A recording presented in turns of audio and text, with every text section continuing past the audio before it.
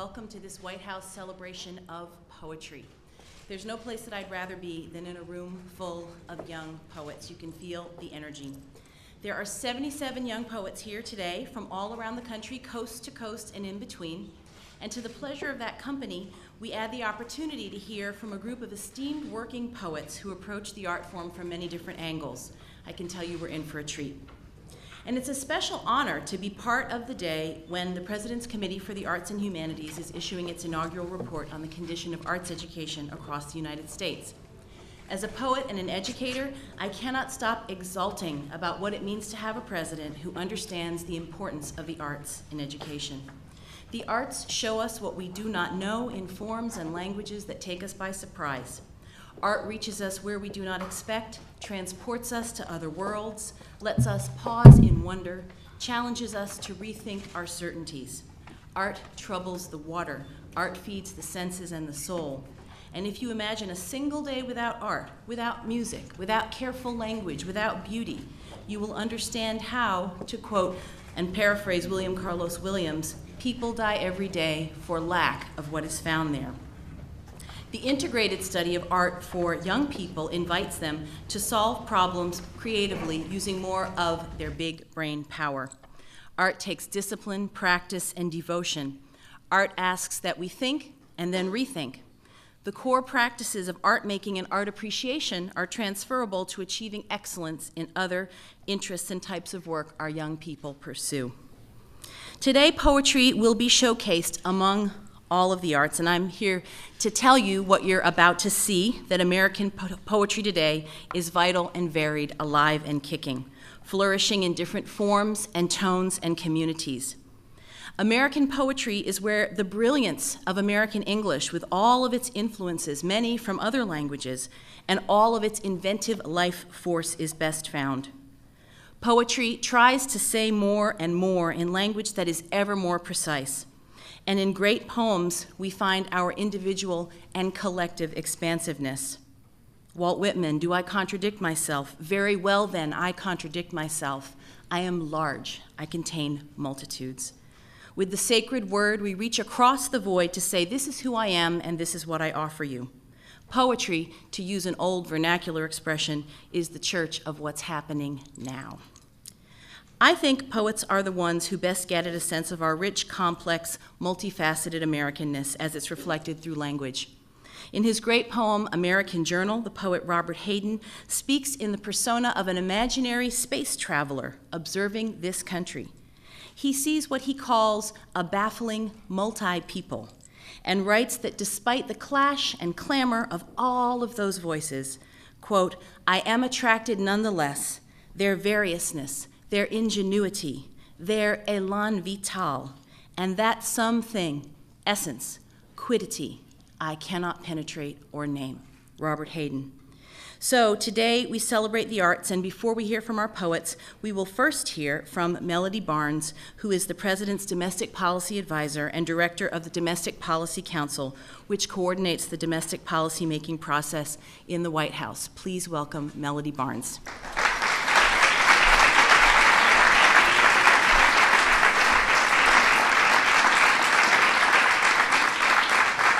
Well, good afternoon, everyone, and welcome to the White House. Thank you. And Elizabeth, thank you so much for being here and for that introduction. Over 2 years ago, when the President and the First Lady first arrived at the White House, they made a commitment that the arts would be alive and well, indeed vibrant, in the People's House. So what do? They started inviting people, jazz musicians, classical musicians, Latin dancers and singers, country music artists, Motown greats, and today, America's best poets and spoken artists. But it's not just about the artists coming here to play and to perform for the First Family. They wanted to share that with everyone. The President and the First Lady believe that it's imperative that the best and the brightest and the most creative in our society should share their talents, their secrets, their successes, their failures, to teach and inspire the next generation at workshops just like the one we're going to have today. That's because the President and the First Lady strongly believe that educating our children is one of our most critical investments and that an education without the arts is incomplete. Now, I don't have to explain to any of you how the arts can teach us to look at things differently, to find better ways to communicate and to be creative. After all of you are living proof of just that. But it's important that we emphasize that the arts are not just for those who are going to go on and become professional artists like the amazing people that we have in the room today. Research shows that girls and boys, young men and young women who have art classes are more likely to be engaged in those classes, to attend school, to get better test scores, and in fact, to graduate. In fact, the President's Committee on Arts and Humanities released a stellar report just this past Friday. I was so pleased to be with them at that release. And that report details just how powerful the role that arts education can play in closing the achievement gap, improving student engagement, building creativity, and nurturing innovative thinking skills. And the arts can't just be an afterthought, something that schools take on when they address the many other challenges that they face every day. Instead, the art should be an essential component of a school's curriculum and an essential strategy to deliver a complete and competitive education for all of our children.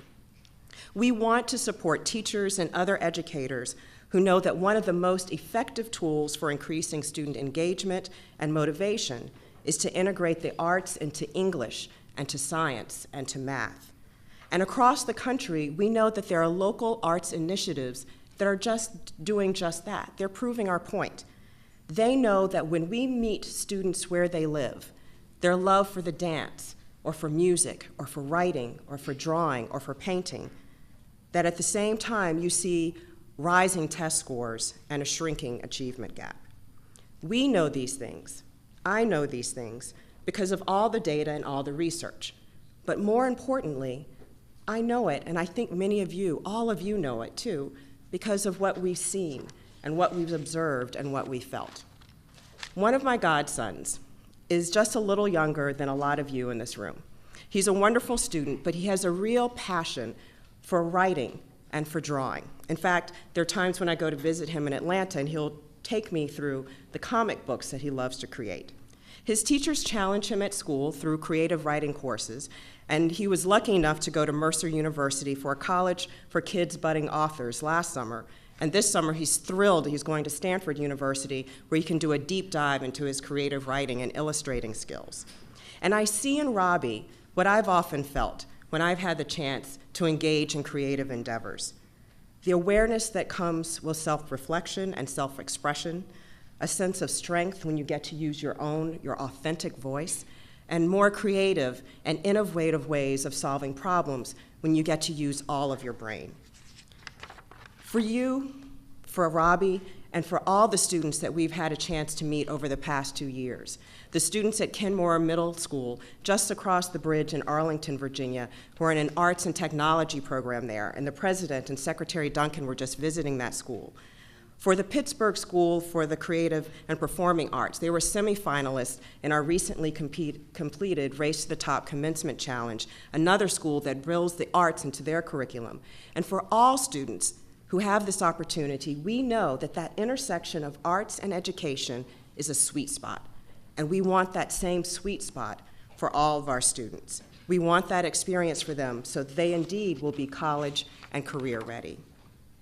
So it's now my pleasure to introduce someone who is doing this kind of work, engaged in this kind of work through her own education, who is proof that we're moving in the right direction when all of our policymakers and our business leaders and our civic leaders appreciate the importance of arts education, and that's Taisha Hines.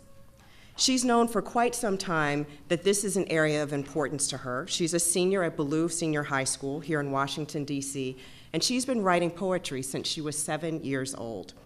She was inspired by her teacher and many of the amazing poets that are in this room today, and she's now the president of her poetry club at her school. After she graduates, she's going to get to use those skills in other ways as she studies criminal justice at Fortis College and Trinity University. So please help me welcome to the stage Taisha Hines.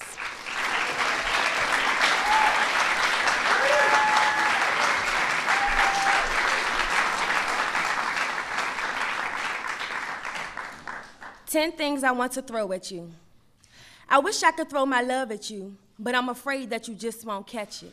And if I could, I would throw you my heart, but you might just break it. I want to throw sweet kisses and embraces to comfort you in the night, but I'm afraid if I throw you my all, you won't hold it tight. I want to throw my imagination at you so we can dream together. And if I could, I would throw you the stars so we could shine together. If I had a halo, I would throw you that too, so you can be my angel, my covering, my protector, my boo. If I could, I would throw you my eyes so you could see what I see. I just want to throw you everything because I want you to be with me. Good afternoon. My name is Taisha Hines, and I'm a senior at Ballou Senior High School, where I serve as the president of the Poetry Club. I was chosen to be the president of Ballou's Poetry Club because of my willingness and love to write poetry. I also was chosen because of my positive attitude and compassion toward other poets. Being in the Poetry Club and a part of the 826 DC workshop has had a very big impact on my life. I'm a little upset because I wish we could have had different art programs like the 826 DC Poetry Workshop in my school and community years ago. I say this because this art program gave students like me more opportunities in life. It also was a new avenue to share our thoughts and opinions on situations. Now, it is with great honor and pleasure that I introduce to you the First Lady of the United States of America, Ms. Michelle Obama, who recently visited my school in honor of Women's History Month. She is a woman who I deeply admire because of her confident, supportive, and positive traits that I find in myself also. Ladies and gentlemen, join me in welcoming our First Lady, Mrs. Michelle Obama.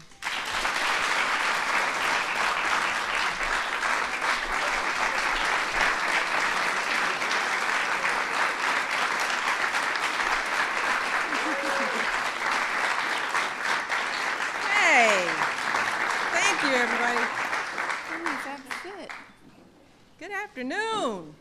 Like that. That's good. I like the boo part. Well, again, let me welcome you all to the White House. I am thrilled to be here today and to have you all here today. I want to start by thanking Taisha for that wonderful poem and those words and that attitude and that suit and everything else that goes along with it. I had a terrific time visiting the students at your school. You weren't in the classroom, but you all were a terrific challenge. It was an honor for me. And I also, before I go any further, I want to acknowledge one of my dear friends who is here with us, the First Lady of Mexico, Mrs. Margarita Zavala, who is here, right here.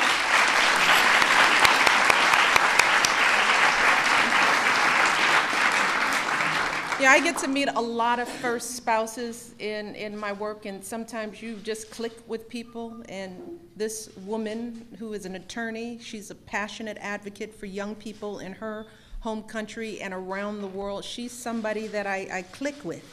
And she happened to be here, and I was like, you gotta come and check this out. So I'm pleased that she's been able to join us today. I see a bunch of people around here. I won't start naming names, but we've got a pretty good room full of people here. So I want to thank the extraordinary group of poets and artists who've taken time out of their busy schedules to run today's workshop. My dear friend, Elizabeth Alexander. Hey. Rita Dove, Billy Collins, Kenny Goldsmith, Allison Knowles, and Amy Mann. Let's give them a round of applause. They get to hear from these folks. They have moved and inspired so many of us with their words and their music, and we're honored to host them here at the White House. And finally, I want to recognize all of the student poets who are here today. You all are the reason why we do this workshop. So we're going to do this big fancy poetry reading this evening, and that's all fun, and we're going to hear some stuff. It's going to be good. But this is the real reason. This workshop today, this is why we do it. Because we've flown you guys here from all over the country because we want you to be a part of this conversation, sitting here in the stateroom of the White House of the United States of America. Because you're just that important, right? You're just that important. And this is the best part of the day. Every time we do these, it's today. So thank you for being here.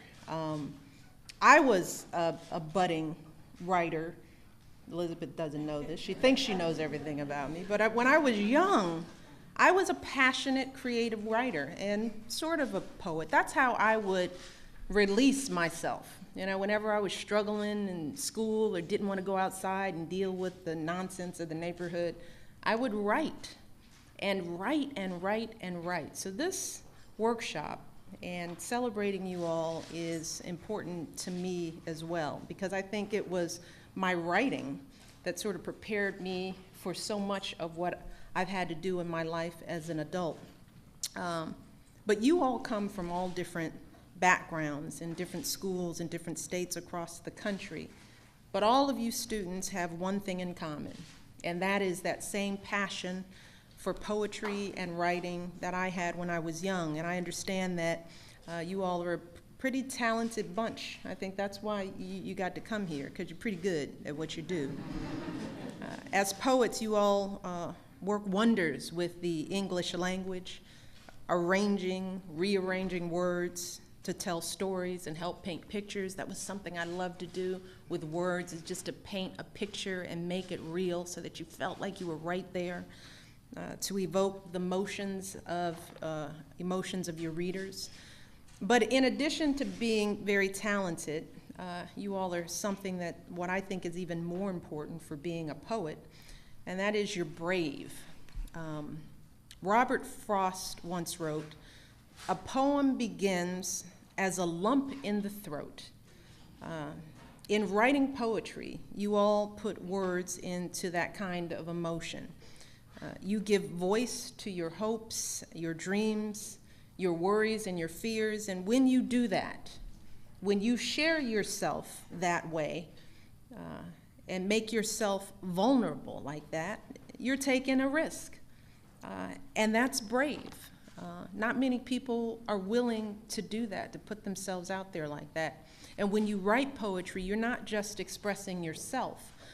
You're also connecting to people, and that's the key to everything we want to be and do as human beings, is our ability to connect to one another. Think about how you feel when you read a poem that really speaks to you, one that perfectly expresses what you're thinking and feeling. When you read that, you feel understood, right? I know I do. You feel less alone. I know I do. You realize despite all our differences, there are so many human experiences and emotions that we share. And poetry doesn't just show us how much we share. It also exposes us to wonderful new ideas and experiences. It helps us see the world in an entirely different way. As Rita Dove once wrote, "What writing does is to reveal." A good poem can awaken our senses and help us notice things that we've never noticed before. It can take us to places we've never gone, to a mountaintop or a battlefield or a city halfway around the world. And I know that writing poetry is not easy. I know that sometimes you really got to work hard to make it happen. I know that it can be discouraging when you're struggling with writer's block and you can't find that word that is just right or get that line exactly the way you want it to be. I know I was talking to Malia last night, who was working on a paper, and it's her first draft.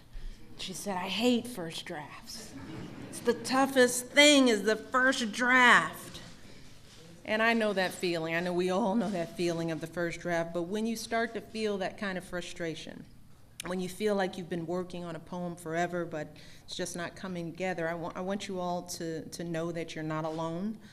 Rita Dove goes through as many as 50 or 60 drafts when she's writing a poem. I try to tell my kids that all the time. It is not the first draft. There's no such thing as a first draft. You write and you write and you write. And for Rita, she might take as long as 2 years to finish a poem. Is that true?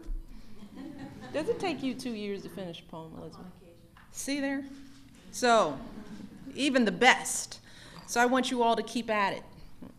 Keep taking those risks.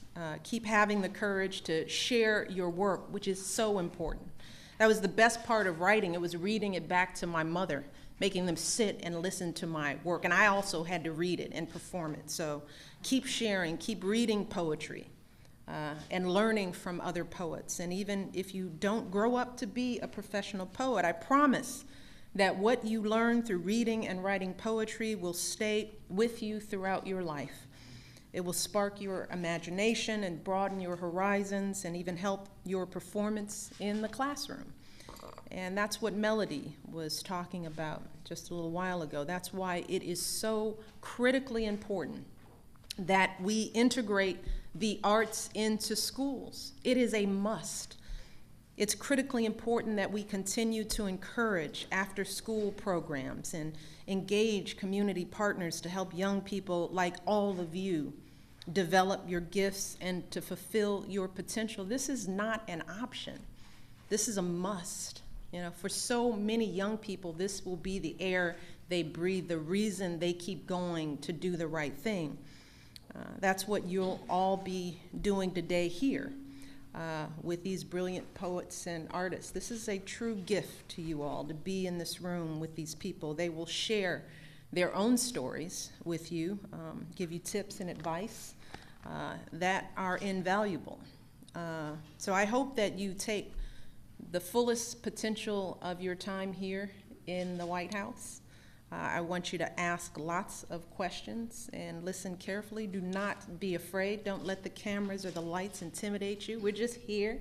I just happen to be the first lady, but that's not a big deal. It's hard to say. Because these folks have a lot of wisdom to share, and I know that they are as excited as I am to be sharing it with you. And know that, as I always say, you got to keep passing it on. You got this experience to be here, right? So you are fortunate, you are blessed. So the question after this is, what are you going to do to pass it on? You know, what are you going to do to give this gift back? Because not everybody could fit in this room. If we could, we would have had it. It's small rooms. White House seems big, kind of small. So it's up to all of you to keep passing this on. So with that, I'm going to stop talking so that all of you can start learning. Thank you again for joining us at the White House. You're going to get to see the performance this evening. So we'll wave to you in the camera. So I hope you have a wonderful time today. I'm going to sit for the first session and hear a little bit, but we'll probably get up while you keep going. So with that, do I turn it over to you, Elizabeth? All right. It's on you. Thank you all.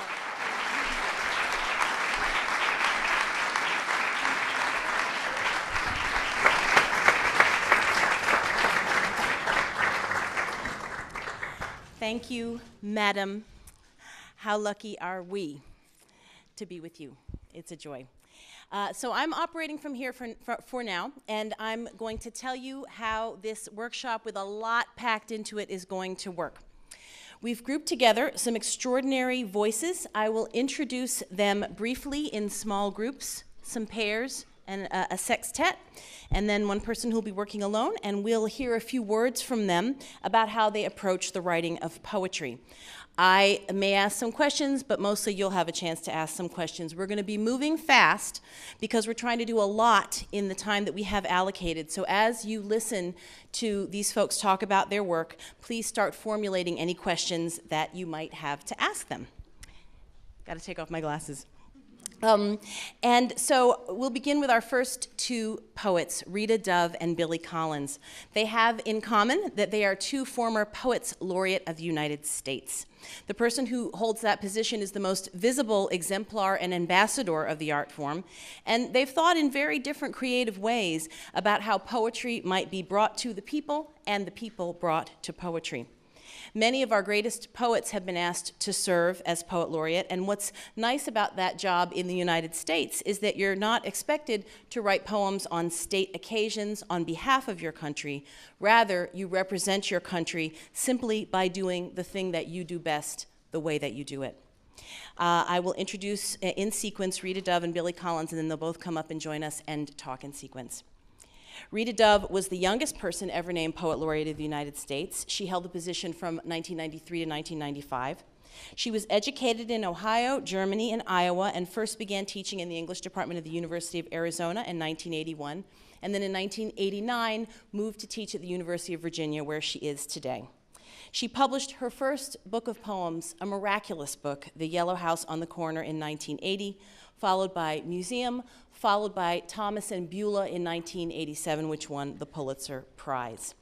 Her gorgeous, intelligent, meticulous poems have inspired countless poets who follow her, and I must say, including myself. She's written short stories, a novel, a play, collaborated with composer John Williams on a piece for a Steven Spielberg documentary called The Unfinished Journey, and her most recent book is Sonata Mulatica. Billy Collins was Poet Laureate of the United States in 2001.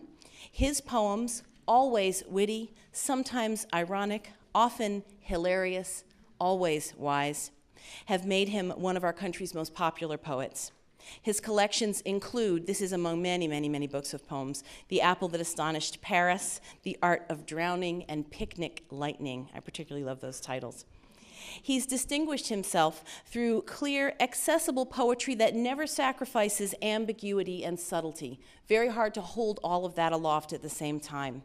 And has spoken out against the writing of poetry strictly for an academic audience. As U.S. Poet Laureate, he created a poetry collection called Poetry 180, a project whose aim was to increase poetry's popularity among teenagers by exposing them to a meaningful contemporary poetry for each day of the school year. So please come to the stage, Rita Dove and Billy Collins.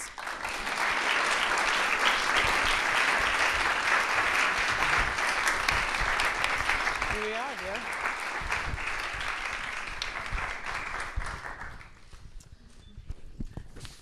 I am going to start off. First of all, it is thrilling to see all of you here. The energy really is palpable in the room. Because you are people who know that language is important and that how you say something is perhaps 10 times, maybe 1,000 times more important than what the meaning you put behind it. But I'm going to talk fast. I have 5 minutes, and then we're going to do some questions. I was thinking about what happened when I was Poet Laureate, and I received so many letters from students your age, and they always began with, "I don't know much about poetry," or, "Well, I'm not really an expert on poetry, but," and then after that little word "but" came some of the most incredible descriptions of how poetry had moved them, how what it meant to them, and how important it was to the world. One mother of 3 wrote me, she was despairing because her daughter wanted to be a poet and she didn't know how she was going to make a living. But she then said, "I understand now that poetry is making the language your own."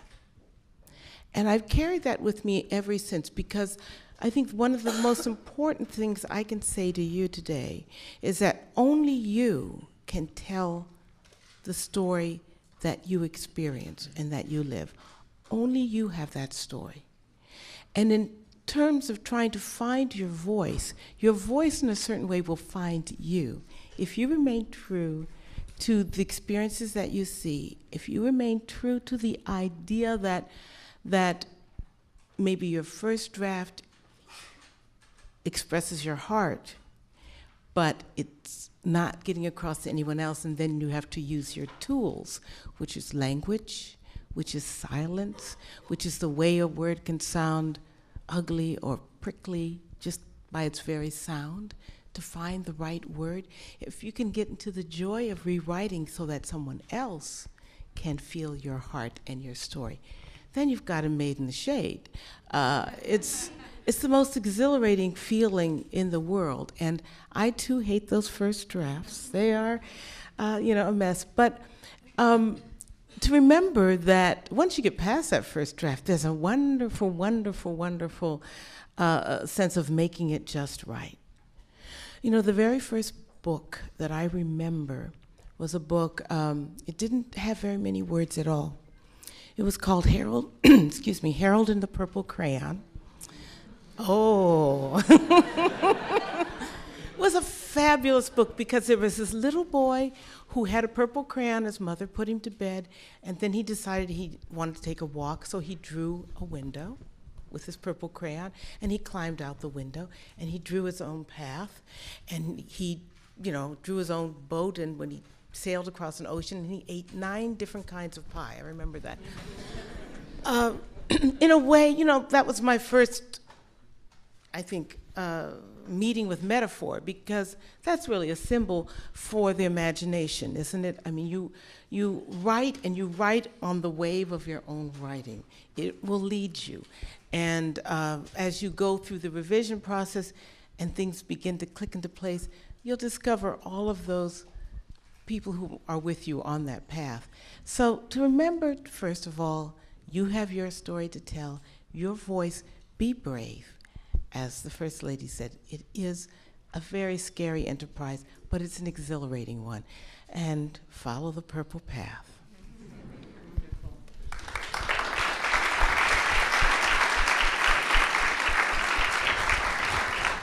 Well, thank you, Rita. I can do a lot of things in 5 minutes, but teaching a workshop is probably not one of them. I can make a bed in 5 minutes, but it's not a very well-made bed. But I wanted to talk a little bit about, I know there are a lot of adults here, but I want to talk mostly to the students here and just give them a little advice about my experience in writing.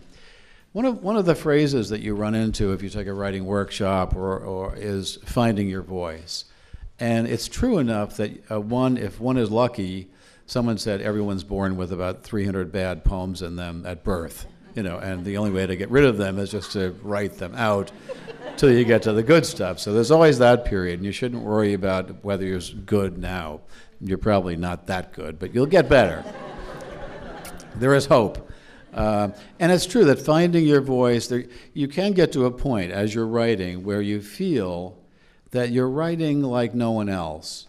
Seamus Heaney has his famous poem called Digging, and it's one of the earliest poems he wrote. And he said after he wrote that poem, he read it back, and he said, for better or worse, no one else could have written that poem. He knew that was his poem. Not that it was great, he wouldn't be that immodest, but there is that point you get to. But what I don't like about the expression finding your voice is that it's very mystifying, I think, in the minds of young people. It makes you feel, it made me feel when I first heard it, that your voice is tied up with your authenticity, that your voice lies deep within you at some root bottom of your soul, and that to find your voice, you need to fall into deep introspection. Like figuring out if you're one of the elect or not. You have to gaze deeply into yourself. And the frustration or the anxiety is that maybe you won't find anything there. And then you're on this terrible quest to nowhere. Let me reassure,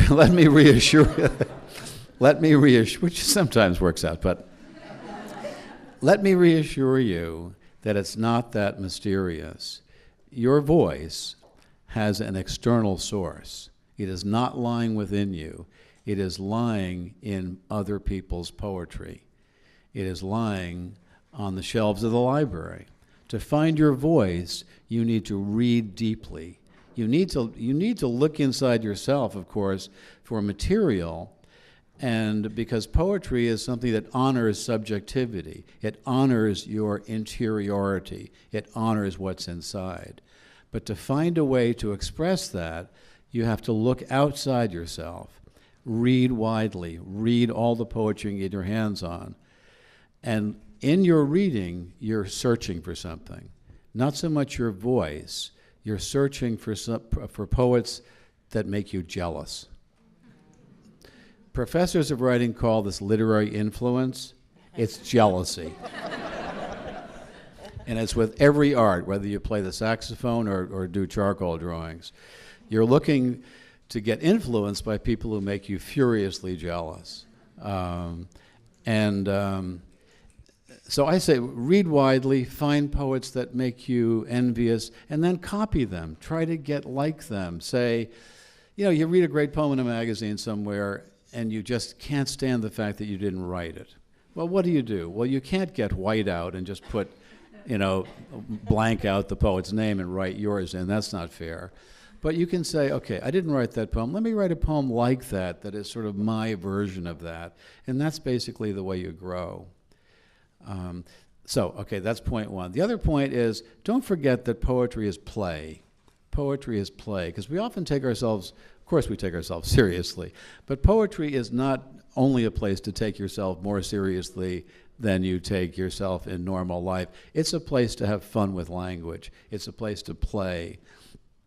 Kenneth Koch was asked, lovely poet, was asked, what's the difference between prose and poetry? And he gave a kind of illustrative example. He said, here's prose. No dogs allowed on the beach. That's prose. Here's poetry. No dogs or logs allowed on the beach. No poodle, however trim. No dachshund unable to swim. Why is that poetry? Well, it's funny for one thing, but also it seems that the language is enjoying itself. The words seem to be aware of the words around them, and that self-consciousness seems to be a chorus or a plot designed to fill you with joy and pleasure. I think that's 5 minutes. I don't know, but we would love to hear some questions from you, and then we can extend this for maybe another 5 minutes or 2 minutes. Thank you. So a question right here. Why don't you stand up, please? Oh,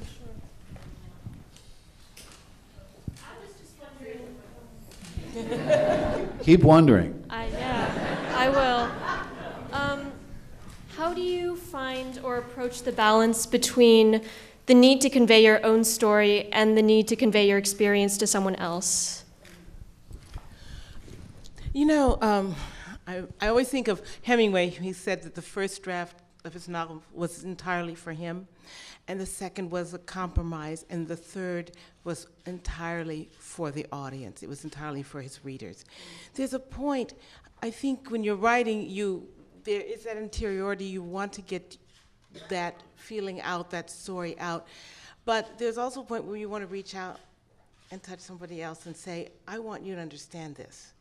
And it's not so much finding a balance as it is a trajectory. There's a point where you will not be satisfied with just writing it for yourself, but you want someone else to hear it and understand it too. So you keep working on it, it'll tip. Can I just answer that too? I think the difficulty in engaging, a reader's intention is that basically readers don't care about you, because they don't care about. No stranger is really interested in your internal life, right? It's hard enough to get the people around you interested in your internal life. They're always hung up on themselves. What's up with that? So how their attention is insufficient. How do you get a reader? You need to pleasure the reader, and you do that through form. You do that through writing a poem in which the words are well chosen, in which there's shape to it, where there are signs of human intelligence. And in fact, to put it more bluntly, to get a reader interested in your poetry, you have to pretend something that's not true. You have to pretend. Your poem has to express this. Your poem has to express the fact that you're more interested in poetry than you are in yourself, which you are not. But the reader comes to you with an interest in poetry, not with an interest in you, granted. So if your poem conveys your interest in poetry, then that will lock in with the reader's interest in poetry, and then the reader will be interested in some fishing trip you took with your uncle or whatever you want to write about. Another question right here. Hi, you talked about finding your voice and imitating other poets and things like that. Did you stop doing that? At what point do you stop doing that? When do you know that you found your voice? Well, after you find your voice, you realize there's only one person to imitate, and that's yourself. But you do it by combining different influences. I think the first part of it is you do slavish imitations, which are almost like travesties, but gradually you come under the right influences, picking and choosing and being selective, and then you maybe your voice is the combination of 6 or 8 other voices that you have managed to blend in such a way that no one can recognize the sources. So you can take, like, Intimacy from Whitman. You can learn the dash from Emily Dickinson. I mean, you can pick a little bit from every writer and you combine them. And this allows you to be authentic. That's one of the paradoxes of the writing life, that the way to originality is through imitation. You know, I'd also say that when you imitate, you can do parodies as well, which are sometimes very useful because then you understand how that particular poet used the irony or something like that. Then I think that what happens too is that you become impatient with the imitation. You say, well, I want to go somewhere else. You know, I don't want to stay in imitation. That's a little bit of your voice poking out, right? Saying, you know, I can do it different than that. And so, you know, a musician will practice their scales and they will practice all sorts of things. Why people think that writers get struck by lightning and suddenly write the perfect poem in one fell swoop, I don't know. So, you know, this idea of doing imitations or writing sonnets until they come out of your ears is part of your craft. Yeah. One more quick question. Yes. How do you both? Here's your microphone. How do you both teach play? Play? Mm-hmm. I have a thing called the wild card, which I give to my students. It can come at any time during the semester, you know. It can take, they're all different, and they involve very strange things, like at the first sign of the moon tonight when it rises, go out into a field and look for something purple. And then they have to open envelopes, and then the next envelope will say, and now you must turn around and sit and write, you know, a haiku, and then go back inside. So I give them all this stuff that makes them so angry at me because they're like, especially, you know, I'll tell someone, you know, put on your heels and go out in the field. What do you mean go out in the field with my heels on? Because I want them to feel how uncomfortable that is. But in the end, what happens is that they say, I don't even care what I write anymore because I have to open another envelope, and they just play. They just say, I'm just gonna let it out. Those wild cards are so much fun to write, and in the end, many of my students say it's the most fun they've ever had writing the poem. It's the idea of letting go of your ego, forgetting who you are, playing with that language and seeing what comes out of it that touches you instead of trying to impose something on the language. Students will start to play once they get irreverent about poetry, once they stop taking it dead seriously. And the hope is that they'll stop taking themselves dead seriously, because the dead seriousness, the earnestness often overwhelms play.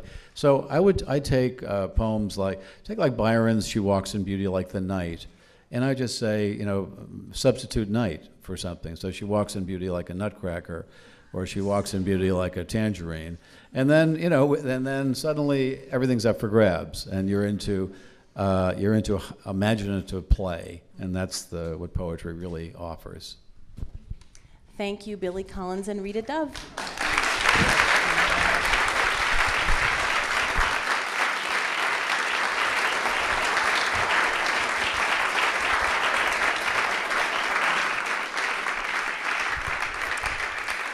And of course, we'll hear from them tonight, but we could do that for hours. Our next group of poets fall into what some would call the experimental camp, but what I would prefer to say, what I think is maybe more precise, is that they're constantly questing for new ways to solve the same problems that we're all trying to solve, of how to wrestle with language, to make poems, to do the work that we all do as craftspeople. But what is exciting about the work of our next two poets is that they have each brought in other media, music, visual media, interesting things with the computer, to expand the ways we can think about what a poem is. Kenny Goldsmith's writing has been called some of the most exhaustive and beautiful collage work yet produced in poetry.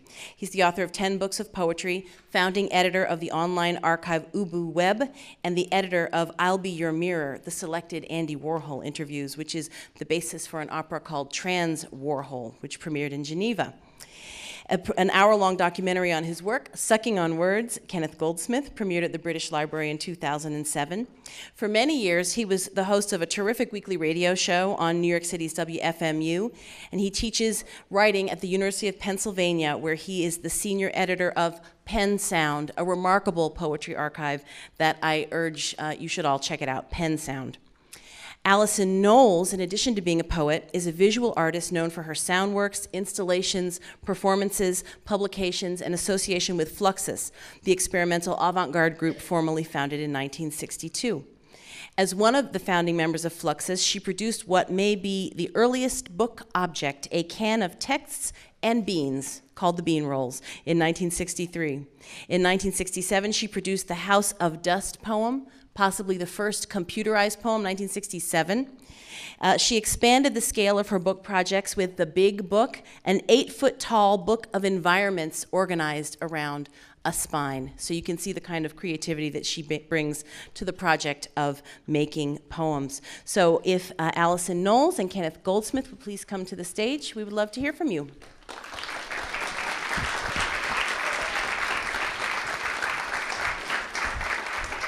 You go first? Sure. Okay, great. Sure.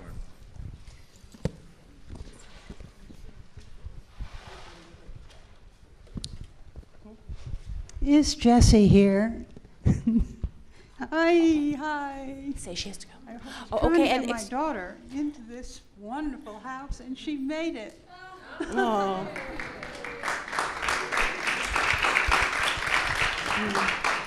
And if I could just, I just received a signal that our First Lady has to, doesn't have to go. Okay. Carry on. I misread my signal. All right. Okay, terrific. So, Kenny. I'm so glad you can stay. I'm actually like to extend what Billy and Rita said, but take it from a slightly different angle. I'm actually interested, for my students, I teach a class at the University of Pennsylvania called Uncreative Writing, where they are penalized for any shred of creativity or originality that they show. As a matter of fact, these kids surreptitiously know so well how to plagiarize, how to be fraudulent by creating and copying, cutting and pasting, but it's always on the down low. In this class, I say, no, you must do that, and you must be accountable for those decisions that you're making. So, in other words, I want you to bring all that stuff that you're doing underground, I want you to bring it up to the surface, and you become accountable for what you're doing and why you're doing it. What are the decisions that you're making? So one of the things that I first have them do is I give them a very simple homework assignment. I say, retype 5 pages of your choice. And I leave the room and they go, oh God, my parents are really wasting their money here at school. And they go home, and I don't say anything else, and they kind of struggle with it. And what they come up with into class the next week, are all deeply personal, original pieces of writing without them having really written a word of that. Okay? So the question becomes, what did you choose to retype? And why did you choose to retype that? And you get wonderful personal stories. One girl said, well, I retyped 5 pages of a short story that I thought was great when I was in high school. But now, having retyped it, I realized that it really isn't that great. Okay? So there's learning. Other students begin to realize that writing is a physical act. It's a bodily act, because when you're doing something so dull as retyping 5 pages, you start to notice the cramps in your hands. You start to notice that your legs are getting a little bit numb. You realize that you have a body when you type, and that writing is writing is sculpting with words. It's an extremely tactile experience, and we tend to forget about this. We tend to be so concerned with the sorts of things that we're saying. Now, I think that writers, all of you try too hard. I say that you need not try so hard. You need to just make better selections about what you are taking. Now, I say to my students, you may never have writer's block in my class, because the whole world is yours to type. Now, of course, you're all on the web, and you can cut and paste. Now, this is a very, very powerful tool. I mean, you don't actually have to retype anything. You can just cut and paste the entire works of Shakespeare and somehow manipulate it and represent it and justify those representations. This is an actual new tool that we have, and the web is nothing but language. Miles and miles and miles and miles of language. I never want to hear that you have writer's block with the cut and paste ability of the web. Please, please, you can't say that. With that said, I also, my whole practice, I've written 10 books of poetry, and I haven't written a word of them. I'm a transcriber. I listen to things and I retype them, and just exactly what Billy was saying. I think the best way for our young writers to learn how to write is the way that our young painters learn how to paint. You go up to the museum and you set your oil and canvases up in front of a Van Gogh or a Rembrandt, and you replicate that.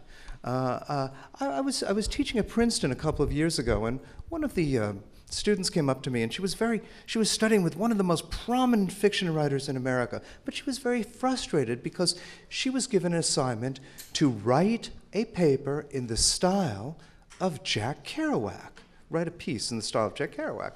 And she's like, I really can't do that. I'm Facebooking and I'm chatting and I'm doing all this. How do I do that? And she was very frustrated, and many of the students in the class were frustrated. Now, I think had she actually gone and retyped Jack Kerouac's On the Road, she would have learned a lot more. Again, about Kerouac's style. Why be imitative when you can actually copy it directly? And I think actually this is not so different from what you were saying. I just call it uncreative writing, and I think we're really both getting at a way of different ends of what creative writing really means. Now, I'm just about to finish up, but I wanted to share with you some of my books. I am the most boring writer who has ever lived. I'm famous for that. My books bore me so badly, I can't read them. I fall asleep when I have to proofread them. They're horrible. I'm going to tell you, this is a book called Day, and I retyped one day's paper from the New York Times, from the very beginning of the paper to the very end. The stock pages alone, now of course they don't do stock pages anymore, the stock pages alone are 300 pages. It took me a year and a half to retype this newspaper. But I have to tell you, it was transcendent. It was beautiful. I mean, I looked forward to it. It was meditative. One of the most fabulous year and a half I've ever spent. And I came up with a 900-page book. Now, I want to just say that this is the greatest book that's ever been written. Of course, I didn't write a word of it. But it's got love, it's got pathos, it's got war, it's got passion, it's got victory and defeat. It really is. This was a very slow news day.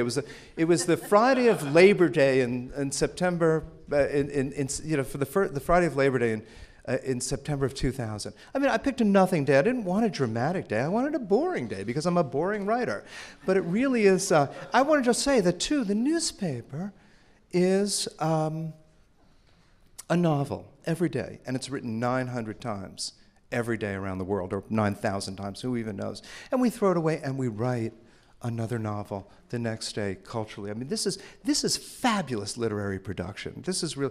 And so you just simply take something and you reframe it, and it becomes literature. It's very easy. You're trying too hard.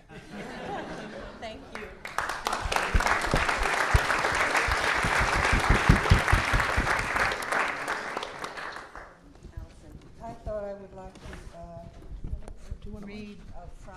I would like to read from, is this turn now?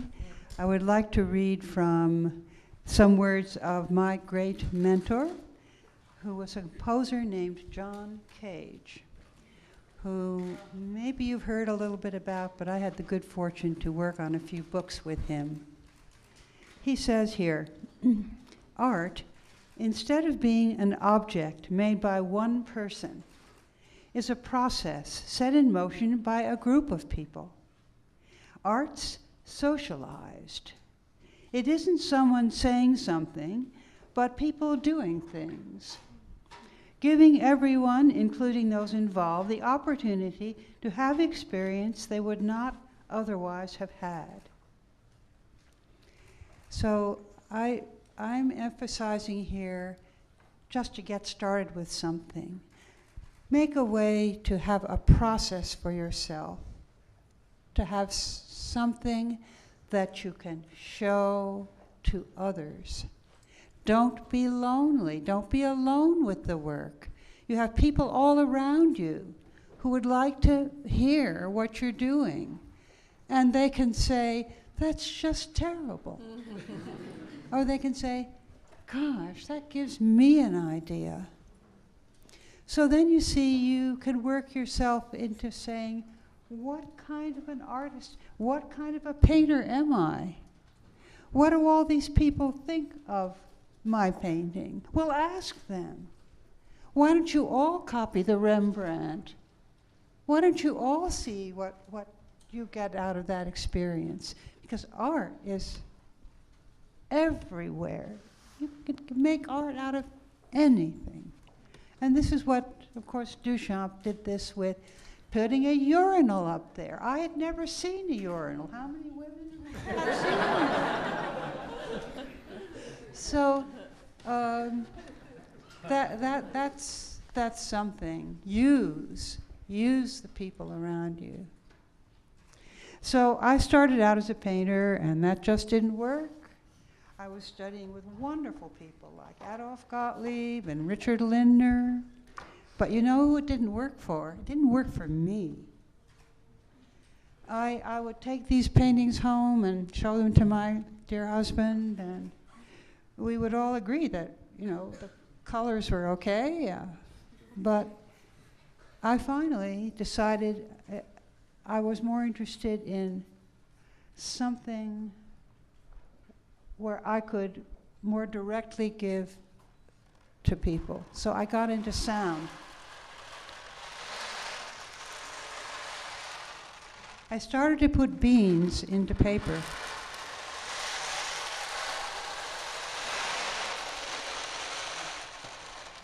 So I became a paper maker, and I became a composer. And now I make instruments, most of which have beans inside. I know a lot about beans. But it seems to me that what you have to get rid of is, when you're starting out, that's what you're going to be. Because that's not necessarily where you'll end up. Thank you.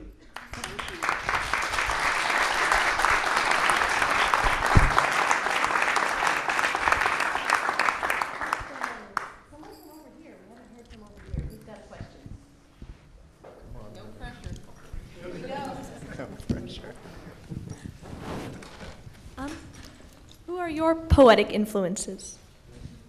Pardon me? Who are your poetic influences? Oh, Thoreau. First of all, Thoreau. John Cage. Why don't you use the mic? It'd probably be better. Yeah. John turned me on to Walden and those poems, and I was very much into being in nature more. I was born in New York City, and so when I get into the woods or something, I go into a very personal, wonderful trip with myself, I think. And but I also had a lot of appreciation of Robert Frost. Two roads diverge in the yellow wood, and I could not travel both. I took one as long as I could until it bent in the undergrowth, then took the other as just as fair, and having perhaps the better call because it was grassy and wanted wear. Though as for that, the passing there had warned them really about the same. I shall be telling this like a sigh somewhere ages and ages hence. Two roads diverged in a wood, and I took the one less traveled by. And that has made all the difference. Right? Absolutely.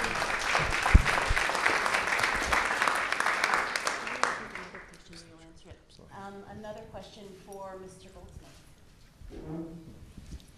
Right there. Yes, you.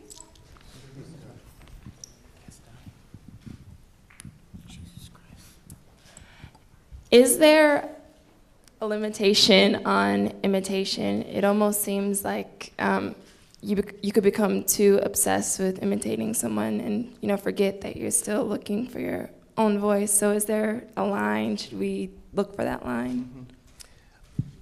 Well, imitation is the highest form of flattery. And seriously, and also bootlegging. I mean, it's an artist's dream to have someone care about your work enough to want to bootleg it, And in other words, it says that imitation is a sense of validation. You see, so it's not robbing, it's not taking, it's actually very generous and very giving and paying tribute. And so, it's showing love and it's showing support. And I believe that that's really it's the sort of communities that we're talking about here. Allison, did you want to add to that? I just like the idea of putting forth that poetry doesn't have parameters much. I do quite a bit of performance art, and yet I always feel like I'm some kind of poet, even though I do less with words than, say, someone like Kenny or a lot of other people. It's poetry is, I think, the hugest category in art. Well, it really is generous. It's a really generous field because they allow someone like myself in. And I'm very grateful to this field because, look, the fiction world wouldn't have a guy that retypes New York Times. But somehow poetry has been generous enough to allow people like myself in there. And I think that's something really great about the art form because, quite frankly, in poetry, there's really nothing to lose. And so if you're not taking the greatest risks in your work, why bother? Sometimes a painter who has a wonderful market is afraid to change their style because, God forbid, they should alienate the collector base and the prices fall down. But we have nothing to lose. We have absolutely nothing to lose. So you are obliged to make your work as risky as possible and true to the art form. And this is the purest and clearest of all the art forms. As a result, we are incorruptible. Thank you, Kenny Goldsmith and Allison Knowles.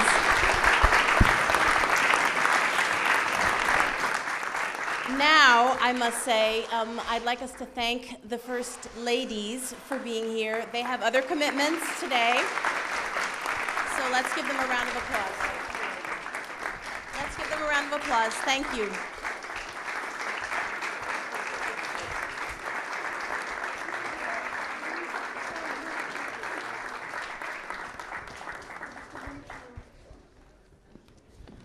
All right. Now, we are going to hear from some of our young poets. We're going to hear poems from Destiny Campbell of the Bronx. When I call your name, if you would please come up, and I'd like you all to come up. Luis Zelaya from Washington, D.C. Will Fesperman from Baltimore. Joseph Verge from Detroit. Remy Michio Gavino from San Francisco, and Moira Bass from Richmond, Virginia. Well, look at you. Hello there. It's great to see you all up here. So I think we will just go down the line, and each of you will share a poem.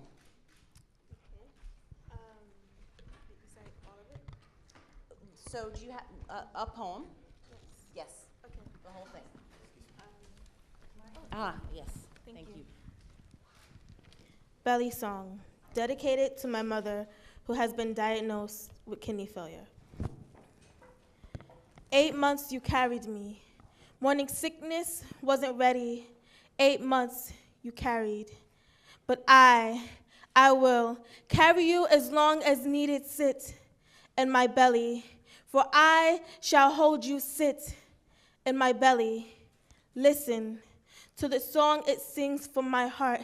My belly song will cure your sickness, cure you. From kidneys that decided they had enough. Filtering blood so that your heart will pump. My heart pumps.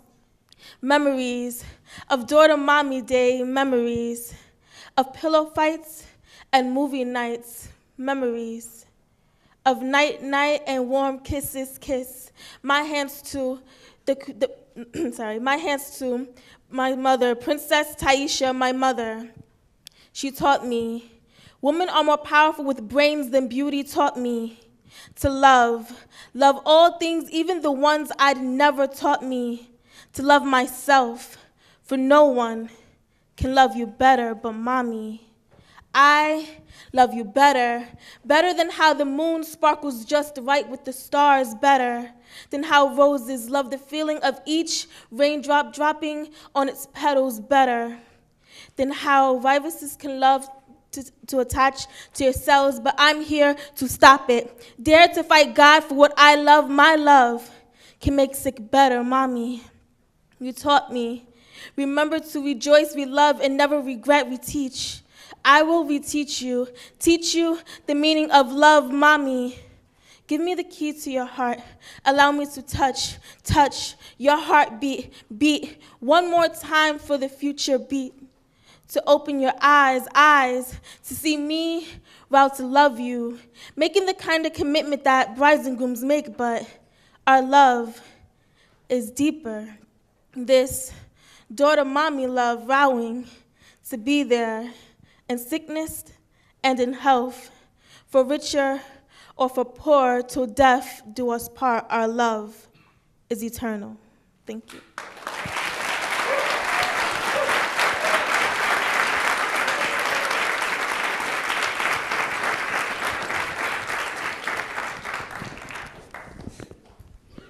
Wow. So I didn't memorize my poem, unfortunately. I should have probably done that. That's all right. So the poem I wrote was called Memories. I remember those good old days, the days when I ran with a Barbie in my right hand and a toy car in my left, the days when I ate the chicken and put the veggies in a napkin, the days of nap time and milk with cookies. Yeah, I remember those days. With the screams and the yells, the whips and the brooms, the ultimatums and the death stares. Those were the days. I remember those days, with the beer bottles and the hard liquor, with the tears and the blood. Those good old days, with police and jail visits, the CIA and immigration, and lonely nights with no one to tuck me in. Yeah, those were the days. I did my homework with no help. I cooked my own food. I did the cleaning. I got fatter and fatter. I remember those days, which I worked out alone, which I exceeded without you, which I ate my burnt food. Yeah, I remember.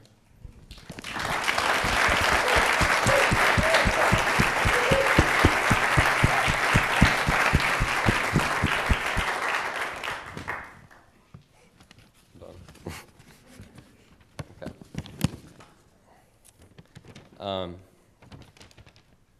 right. My poem is called Wired. And it actually has two parentheticals in it. And I think the parentheticals are kind of important to the poem. So I guess I'll try to show somehow that those are in there. We may be, as you said softly, one hand on a cup of hot chocolate in a midnight November diner. Nothing more than wet, messy computers. Wet, messy, ugly, and slow. I mused into the brown, curling mud flats at the bottom of my cup. But maybe, I wanted to say, somewhere in the zeros and ones of your brain, in the flawed gray tissue where all words shoot to electric life, you will find the synaptic language of love, the chemical pathways of desire, the scientific route. See how you spark my ganglia with your words of all joy.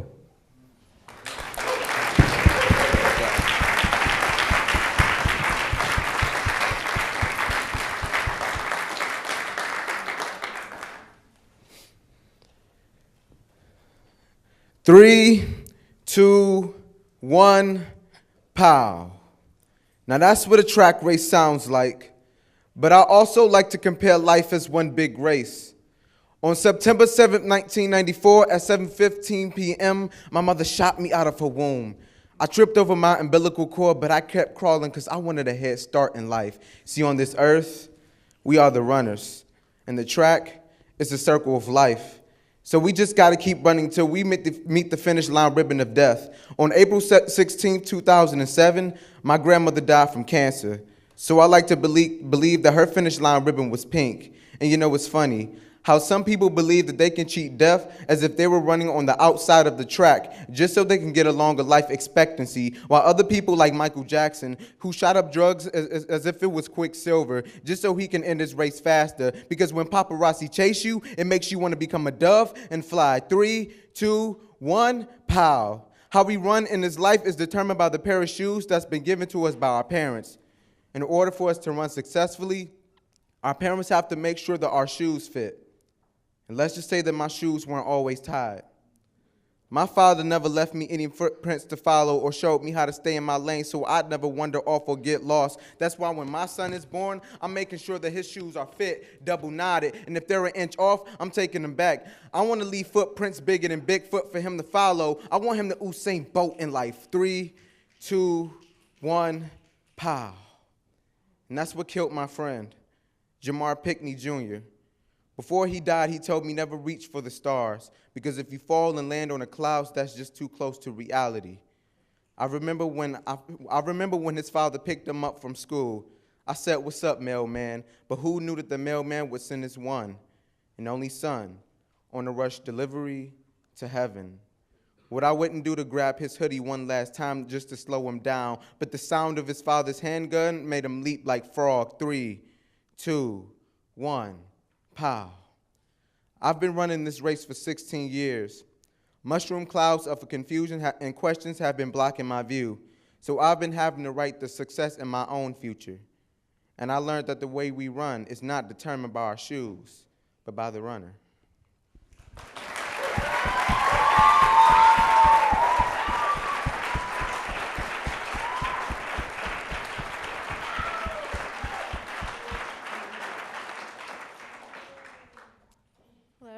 My poem is called In the Morning. Sunshine is quiet in the morning. It yearns to stay pristine, but the birds mar it with their flight, and tea kettles boil and buses start running. Nevertheless, sunshine is quiet in the morning. Sometimes, if you have big windows and you leave them open, the curtains, that is, and they'd have to be east-facing, then the sun would be a sight to see. It would sneak over rooftops and expose things hidden in the night. Flowers, perhaps. The dark dawn recedes, the birds wake up, the slummy shops open, the drunks wake from their sidewalk beds, the tea kettle boils.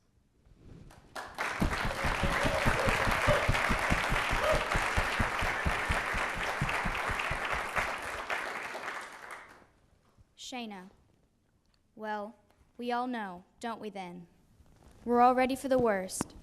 Shayna, don't you give in. I won't lie to you, girl. I ain't gonna tell no stories, 'cause there sure as heck is always gonna be another heartbreak. But who said there ain't gonna be someone who will just keep on mending? You just keep those music notes and stars floating around your head and ignore the moans and groans. Shayna, don't you give in.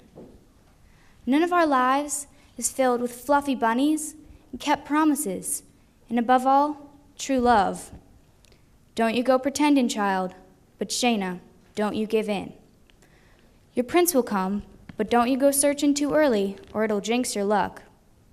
He's a-waiting somewhere. Just hold your dang horses. Just 'cause one left you? Pshaw.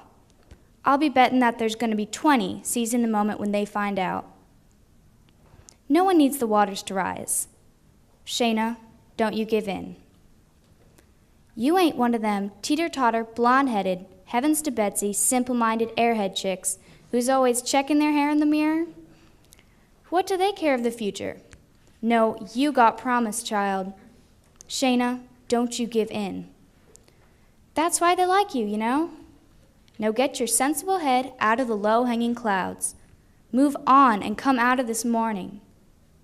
No one wants a girl who cries during math class, caring more about her problems than the ones in the book. I love you, girl. Shayna, don't you give in.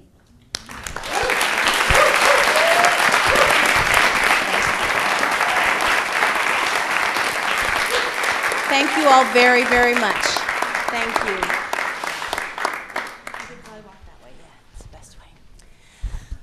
Fabulous. All right, for our last segment of the workshop, we are going to hear from someone who works with the human voice and with music, a singer-songwriter.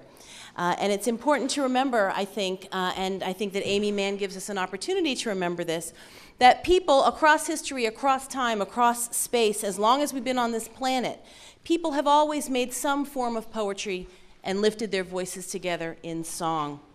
So we're going to hear from Amy Mann to conclude our day. She is a rock guitarist, bassist, singer, and songwriter, born in Richmond, Virginia, and the glasses, who graduated from Open High School, attended the Berklee College of Music in Boston, but dropped out to sing with her first punk rock band, the Young Snakes. She then, after that, co-founded a new wave band called Till Tuesday, which achieved great success in 1985 with its first album, Voices Carry, and that video became an MTV staple. Some of you might have seen it, winning the MTV Video Music Award for Best New Artist. In 1990, she began her solo career, and her many albums include the soundtrack for the movie Magnolia. Let's please welcome Amy Mann.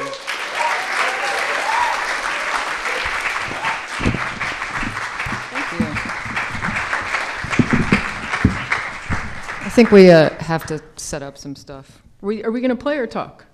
Do you want to talk while you set up, or do you want to play, whichever you prefer? I don't think I can do two things at once. So there'll be. Choose what goes first. We'll play first and then talk. Okay, great.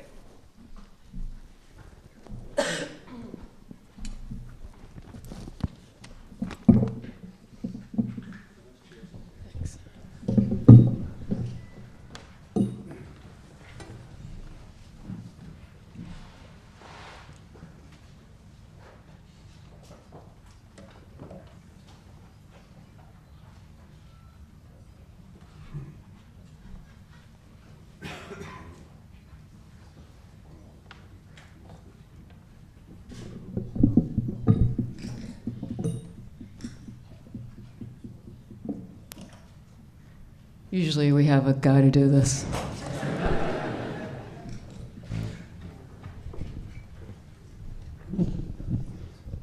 This is Jevin and Paul. They're going to be helping me out.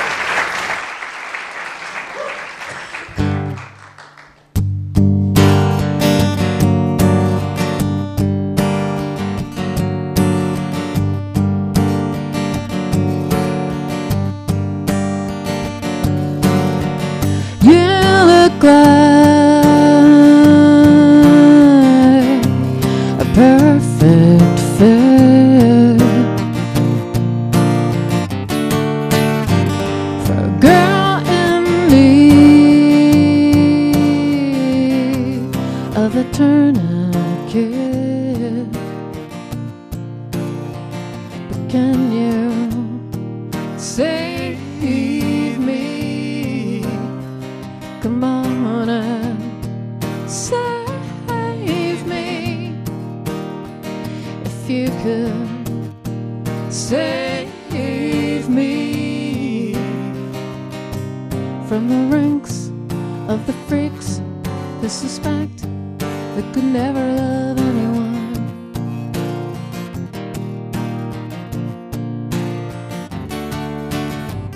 'Cause I can tell, you know what it's like. Long farewell of the hunger strike. But can you save me? Why don't you save me? If you could save me from the ranks of the freaks who suspect they could never love anyone.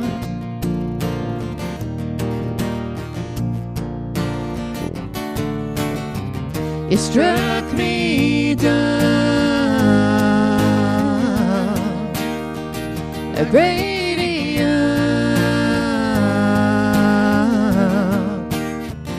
like Peter Pan or Superman. You will come to save me. Why don't you save me? If you could save me from the ranks of the freaks who suspect they could never love anyone, except the freaks who suspect they could never love anyone. But the freaks who suspect they could never love anyone.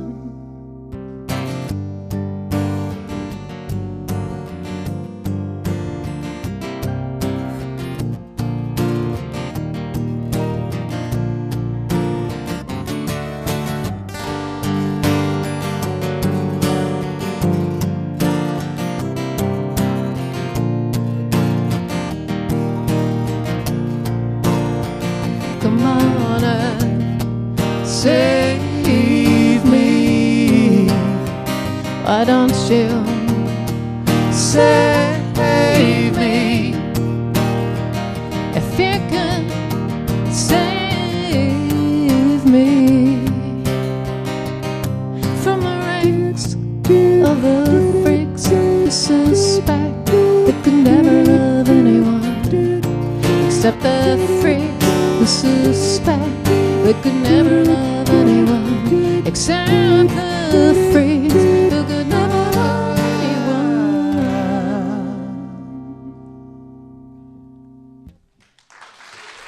Thank you.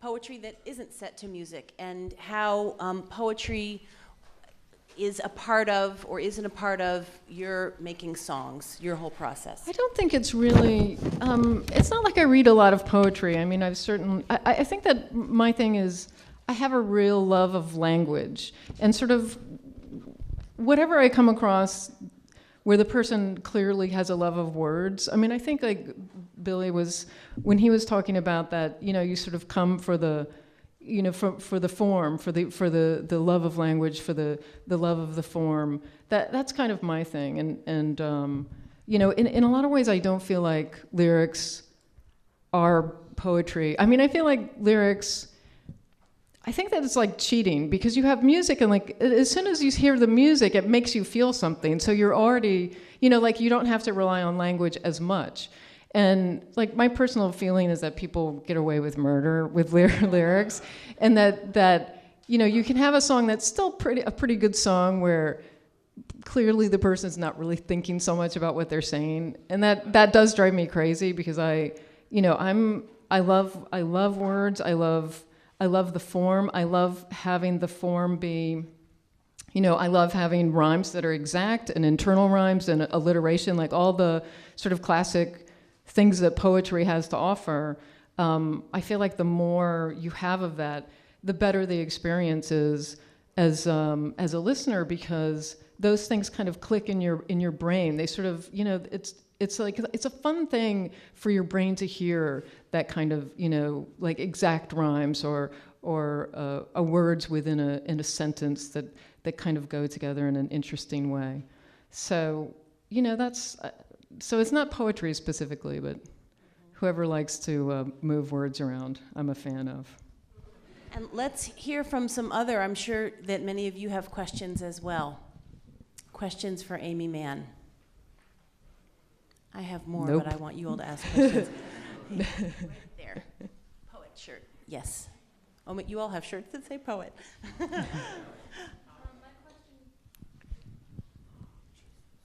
Hello. My question was, how do you, because for me, I don't think I could ever write a song. So do you think you could ever write poetry in silence, like without the music, if you could? I think I could.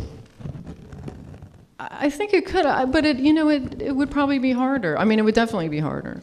One of the things, I've always sort of felt like I'm not a very articulate person, and writing songs it sort of became for me a way to talk about things that I could not talk about in any other way. And I think that really, like, having music kind of jumpstart that. It just, like if you hear,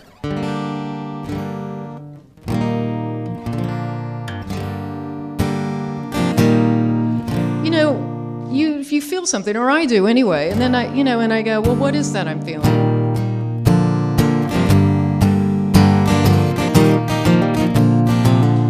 And to me, it feels like the music has a story in it, and I just have to kind of figure out what that is.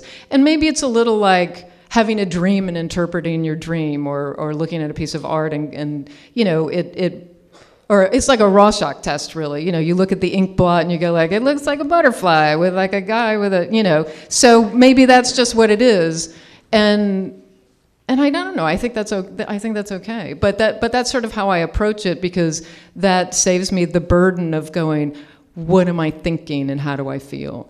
And I go, well, what does the music say? But it does feel like cheating, I have to say. One last question. Here's some. You could stand. What led you to cross over from like the hardcore punk scene into a more acoustic sound? I think that when I was younger, I wasn't an accomplished musician, so the punk scene was attractive because it was really like anything goes, and you could do anything, and just my manager is here, and we were in bands in Boston together, and he was in a band, and they had a song, the lyrics of which were a recipe for shrimp flambé. And it was kind of like, there was something that was very fun, it was very playful about that, having, you could do whatever you wanted to.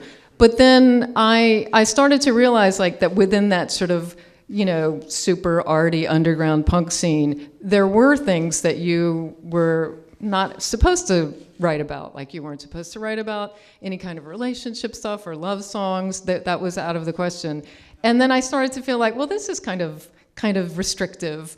And so I did sort of an about face, and and I don't think like I'm essentially a very sort of angry, punky type of person in the first place, but it was a fun thing to try out for a while. Okay, well, thank you, Amy Mann. Thank you so much.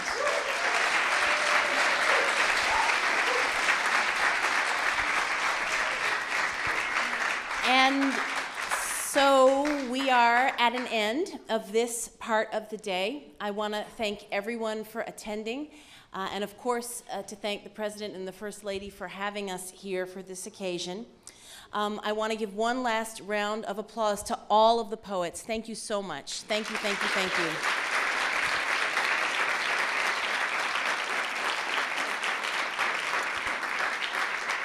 And I just want to send you off into the day with a few words from the great poet from the South Side of Chicago, the Bard of the South Side, the late, great Gwendolyn Brooks. I hope you all know her poetry. And I'm reading out her words, of course, because the South Side of Chicago gave us our spectacular First Lady. And so I just want to leave you with Gwendolyn Brooks's words. Conduct your blooming in the noise and whip of the whirlwind. So off you go. Happy poetry.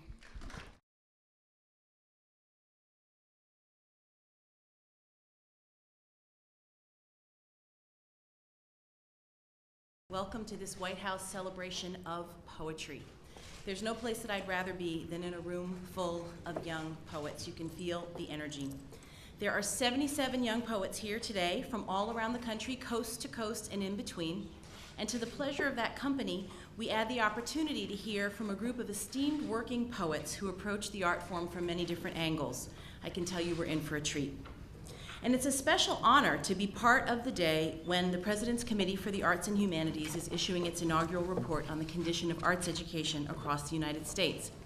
As a poet and an educator, I cannot stop exulting about what it means to have a president who understands the importance of the arts in education. The arts show us what we do not know in forms and languages that take us by surprise. Art reaches us where we do not expect, transports us to other worlds, lets us pause in wonder, challenges us to rethink our certainties. Art troubles the water. Art feeds the senses and the soul. And if you imagine a single day without art, without music, without careful language, without beauty, you will understand how, to quote and paraphrase William Carlos Williams, people die every day for lack of what is found there. The integrated study of art for young people invites them to solve problems creatively using more of their big brain power. Art takes discipline, practice, and devotion. Art asks that we think and then rethink. The core practices of art making and art appreciation are transferable to achieving excellence in other interests and types of work our young people pursue. Today, poetry will be showcased among all of the arts, and I'm here to tell you what you're about to see, that American poetry today is vital and varied, alive and kicking, flourishing in different forms and tones and communities. American poetry is where the brilliance of American English, with all of its influences, many from other languages, and all of its inventive life force is best found. Poetry tries to say more and more in language that is ever more precise. And in great poems, we find our individual and collective expansiveness. Walt Whitman, do I contradict myself? Very well then, I contradict myself. I am large, I contain multitudes. With the sacred word, we reach across the void to say this. 10 things I want to throw at you. I wish I could throw my love at you, but I'm afraid that you just won't catch it. And if I could, I would throw you my heart, but you might just break it. I want to throw sweet kisses and embraces to comfort you in the night, but I'm afraid if I throw you my all, you won't hold it tight. I want to throw my imagination at you so we can dream together. And if I could, I would throw you the stars so we could shine together. If I had a halo, I would throw you that too, so you can be my angel, my covering, my protector, my boo. If I could, I would throw you my eyes so you could see what I see. I just want to throw you everything because I want you to be with me. Good afternoon. My name is Taisha Hines, and I'm a senior at Ballou Senior High School, where I serve as the president of the Poetry Club. I was chosen to be the president of Ballou's Poetry Club because of my willingness and love to write poetry. I also was chosen because of my positive attitude and compassion toward other poets. Being in the Poetry Club and a part of the 826 DC workshop has had a very big impact on my life. I'm a little upset because I wish we could have had different art programs like the 826 DC Poetry Workshop in my school and community years ago. I say this because this art program gave students like me more opportunities in life. It also was a new avenue to share our thoughts and opinions on situations. Now, It is with great honor and pleasure that I introduce to you the First Lady of the United States of America, Ms. Michelle Obama, who recently visited my school in honor of Women's History Month. She is a woman who I deeply admire because of her confident, supportive, and positive traits that I find in myself also. Ladies and gentlemen, join me in welcoming our First Lady, Mrs. Michelle Obama.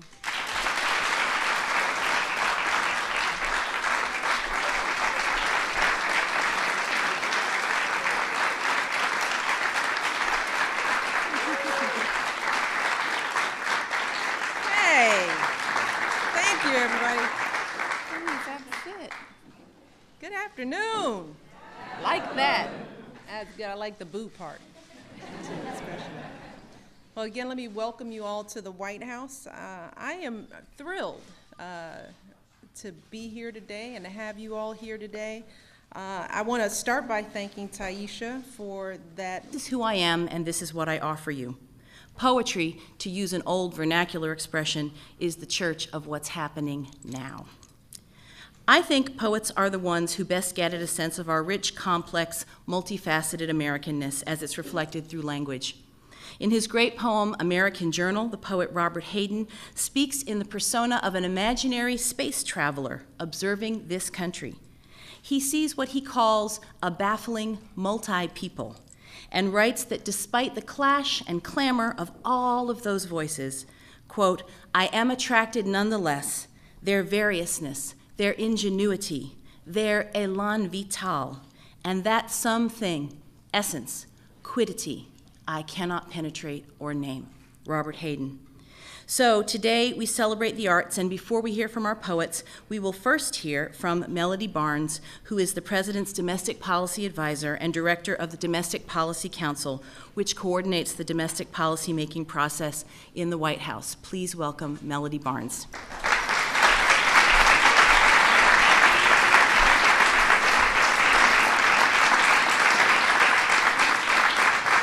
Well, good afternoon, everyone, and welcome to the White House. Thank you. And Elizabeth, thank you so much for being here and for that introduction. Over 2 years ago, when the President and the First Lady first arrived at the White House, they made a commitment that the arts would be alive and well, indeed vibrant, in the People's House. So what do? They started inviting people, jazz musicians, classical musicians, Latin dancers and singers, country music artists, Motown greats, and today, America's best poets and spoken artists. But it's not just about the artists coming here to play and to perform for the First Family. They wanted to share that with everyone. The President and the First Lady believe that it's imperative that the best and the brightest and the most creative in our society should share their talents, their secrets, their successes, their failures, to teach and inspire the next generation at workshops just like the one we're going to have today. That's because the President and the First Lady strongly believe that educating our children is one of our most critical investments, and that an education without the arts that he loves to create. His teachers challenge him at school through creative writing courses, and he was lucky enough to go to Mercer University for a college for kids budding authors last summer. And this summer, he's thrilled he's going to Stanford University, where he can do a deep dive into his creative writing and illustrating skills. And I see in Robbie what I've often felt when I've had the chance to engage in creative endeavors. The awareness that comes with self-reflection and self-expression, a sense of strength when you get to use your authentic voice, and more creative and innovative ways of solving problems when you get to use all of your brain. For you, for Robbie, and for all the students that we've had a chance to meet over the past 2 years, the students at Kenmore Middle School, just across the bridge in Arlington, Virginia, who are in an arts and technology program there, and the President and Secretary Duncan were just visiting that school. For the Pittsburgh School for the Creative and Performing Arts, they were semifinalists in our recently completed Race to the Top Commencement Challenge, another school that drills the arts into their curriculum. And for all students who have this opportunity, we know that that intersection of arts and education is a sweet spot. And we want that same sweet spot for all of our students. We want that experience for them so they indeed will be college and career ready. So it's now my pleasure to introduce someone who's doing this kind of work, engaged in this kind of work through her own education, who is proof that we're moving in the right direction when all of our policymakers and our business leaders and our civic leaders appreciate the importance of arts education, and that's Taisha Hines. She's known for quite some time that this is an area of importance to her. She's a senior at Ballou Senior High School here in Washington, D.C., and she's been writing poetry since she was 7 years old. She was inspired by her teacher and many of the amazing poets that are in this room today, and she's now the president of her poetry club at her school. After she graduates, she's going to get to use those skills in other ways as she studies criminal justice at Fortis College and Trinity University. So please help me welcome to the stage Taisha Hines.